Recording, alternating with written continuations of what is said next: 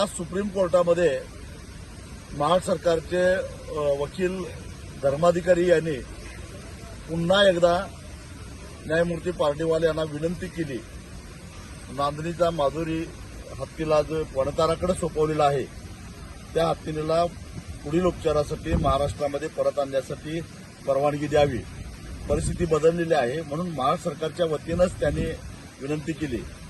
गेल्या आठवड्यातही त्यांनी कोर्टासमोर विनंती केलेली होती. कोर्टानं पुढील तारीख देण्याचं कबूल केलेलं होतं, पण परत तारीख मिळत नाही, सुनावणी होत नाही. म्हणून आज पुन्हा एकदा महाराष्ट्र सरकारच्या वकिलांनी कोर्टाला आठवण केली की न्यायमूर्ती पार्डीवाल तेच आहेत ज्यांनी माधुरी हत्तीला वनतळाकडे सोपवा अशा प्रकारचे आदेश दिलेला होता.